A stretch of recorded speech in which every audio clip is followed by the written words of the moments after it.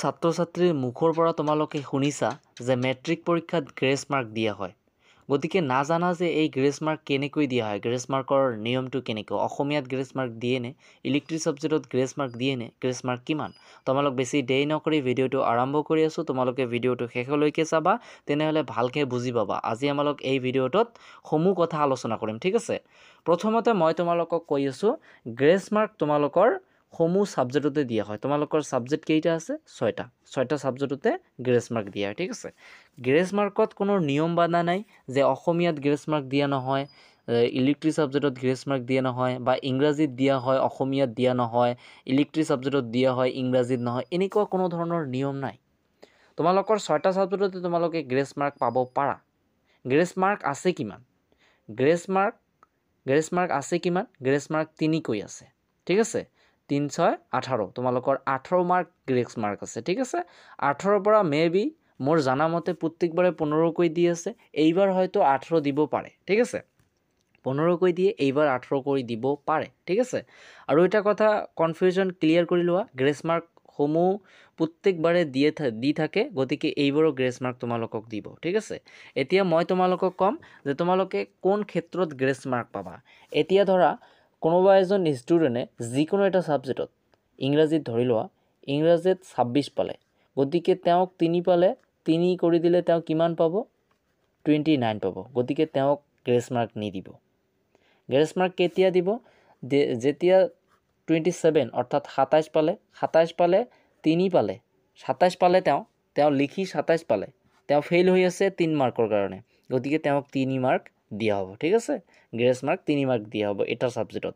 কোনোবা ক্ষেত্ৰত দেখা যায় যে ল'ৰাজনৰ বা ছোৱালীজনীৰ সমূহ যিবোৰ 5টা ছাবজেক্ট ধৰি লোৱা, 5টা ছাবজেক্টতে একেবাৰে ফুল মাৰ্ক আছে, কেৱল মাত্ৰ এটা ছাবজেক্টত তেওঁ ফেইল কৰিছে। গতিকে সেই ক্ষেত্ৰত ইচ্ছা কৰিলে যিজন এক্সামিনাৰ আছে তেওঁ 6 মাৰ্কো দিয়া দেখা যায়, ঠিক আছে।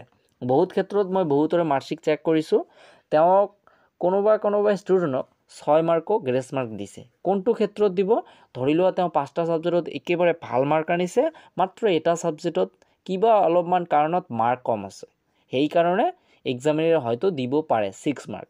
এনেতে মোৰ জানামতে তেনেকৈ দিয়া নহয়, আৰু আৰু কি চিটুৱেশ্যন আৰু পৰিস্থিতিৰ ওপৰত যিটো কথা আছে সেইটো, যদি তেওঁৰ কপাল ভাল থাকে তেন্তে দি দিবও পাৰে। গ্ৰেছ মাৰ্ক সম্পূৰ্ণ একেবাৰে এক্সামিনাৰৰ হাতত, যিজনে বহীখন চেক কৰিব তেওঁৰ হাতত, ঠিক আছে। গ্ৰেছ মাৰ্ক তেওঁৰ হাতত। এতিয়া কনফিউশ্যন ক্লিয়াৰ কৰি লোৱা, 26 পালে কিন্তু গ্ৰেছ মাৰ্ক নিদিব, 27 পালে গ্ৰেছ মাৰ্ক দিব। এতিয়া বহুত ছাত্ৰ ছাত্ৰীয়ে মোক কমেণ্ট কৰিব পাৰে বা প্ৰশ্ন কৰিব পাৰে যে ছাৰ, আমালোক অসমীয়াত গ্ৰেছ মাৰ্ক পামনে? যিহেতু অসমীয়া আমালোকৰ মাতৃভাষা, অসমীয়াত ফেইল কৰে বা অসমীয়া 27 পালে আমালোকক পাছ কৰাই দিবনে? অসমীয়াত 27 পালে তোমালোকক 3 মাৰ্ক গ্ৰেছ মাৰ্ক দিয়া হ'ব। 3 মাৰ্ক কি দিয়া হ'ব? গ্ৰেছ দিয়া হ'ব, ঠিক আছে। আৰু বহুত ছাত্ৰ ছাত্ৰীয়ে কৈছে যে ইলেক্ট্ৰিক ছাবজেক্টত গ্ৰেছ মাৰ্ক নিদিয়ে।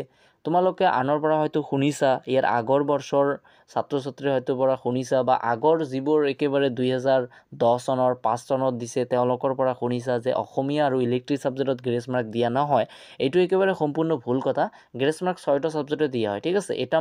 এটা ছাবজেক্টত 3 মাৰ্ক থাকে, সেইকাৰণে 3, 6, 18, ঠিক আছে। 18 গ্ৰেছ মাৰ্ক থাকে। অসমীয়া, ইংৰাজী, বিজ্ঞান, সমাজ বিজ্ঞান, তাৰপিছত গণিত, ইলেক্ট্ৰিক ছাবজেক্ট সমূহ ছাবজেক্টতে তোমালোকক গ্ৰেছ মাৰ্ক দিয়া হয়, ঠিক আছে। এতিয়া ক'ম যে গ্ৰেছ মাৰ্ক তোমালোকৰ কোন ক্ষেত্ৰত দিব। এতিয়া ধৰি লোৱা কোনোবা এজন ষ্টুডেণ্টৰ লিখাৰ ধৰণ, লিখাৰ আখৰ একেবাৰে সমূহ স্পষ্টকৈ আছে, তথাপিও সেই ছাত্ৰজনে লিখিব ট্ৰাই কৰিছে ঠিকে, কিন্তু লিখিব পৰা নাই, বা কুৱেশ্যনৰ এনচাৰটো একেবাৰে ঠিক ঠাকভাৱে হোৱা নাই। সেই ক্ষেত্ৰত যদি এক্সামিনাৰজনে মটিভেশ্যন হয়, বা সেই ষ্টুডেণ্টৰ প্ৰতি এটা দয়া মায়াৰ কথা নক'ম, যদি কিবা এটা ভাল মনোভাৱ আহে, তেন্তে ইচ্ছা কৰিলে তেওঁ সেই ল'ৰাজনক পাছ কৰি দিব পাৰে গ্ৰেছ মাৰ্ক দি, ঠিক আছে। আকৌ এবাৰ মই তোমালোকক এটা কথাই কৈ আছোঁ, গ্ৰেছ মাৰ্ক 18 মাৰ্ক, 6টা ছাবজেক্টৰ এটা ছাবজেক্টত 3 মাৰ্ককৈ থাকে গ্ৰেছ মাৰ্ক, 18 মাৰ্ক ফুল মাৰ্ক, ঠিক আছে। আৰু কেতিয়া গ্ৰেছ মাৰ্ক দিব? তোমালোকক 27 পালে গ্ৰেছ মাৰ্ক দিব, 27 পালে 3 দি একেবাৰে পাছ কৰি দিব। যদি 25 পোৱা তেন্তে গ্ৰেছ মাৰ্ক নাপাবা, 26 পালেও নাপাবা, 20 পালেও নাপাবা, 24 পালেও নাপাবা, কাৰণ 24 পালে 6 মাৰ্ক দিব লাগে তোমাক এটা সাবজেক্টত 6 মাৰ্ক নিদিব সেই কাৰণে তোমালোকৰ কমসে কম যদি গ্ৰেছ মাৰ্ক পোৱাৰ ইচ্ছা থাকে কমসে কম 27 মাৰ্ক পাবই লাগিব ঠিক আছে তো ছাত্ৰ ছাত্ৰীসকল আশা কৰোঁ এই ভিডিঅ'টোৰ পৰা তোমালোকে গ্ৰেছ মাৰ্কৰ সমূহ কথা গ্ৰেছ মাৰ্কৰ সিস্টেম কেন ধৰণত গ্ৰেছ মাৰ্ক দিয়া হয় কোনটো সাবজেক্টত গ্ৰেছ মাৰ্ক দিয়া হয় নহয় সমূহ কথা বুজি পাইছা আৰু যদি বুজি নোপোৱা ৰিজাল্টৰ বহুত দিন দেৰি আছে যদি বুজি নোপোৱা মোক মাত্ৰ এটা কমেন্ট কৰা মই আকৌ তোমালোকক ভালকৈ বুজাবলৈ ট্ৰাই কৰিম ঠিক আছে তো ছাত্ৰ ছাত্ৰীসকল আজিৰ ভিডিঅ'টো আমালোক ইয়াতে সমাপ্ত কৰিব বিচাৰিছোঁ সমাপ্ত কৰাৰ আগতে এটা কথা কৈ দিওঁ মই আশা কৰোঁ সমূহ ছাত্ৰ ছাত্ৰীৰ ৰিজাল্টটো যাতে বহুত ভালে হয় ঠিক আছে ৰিজাল্টটো যাতে ভালে হয় ঠিক আছে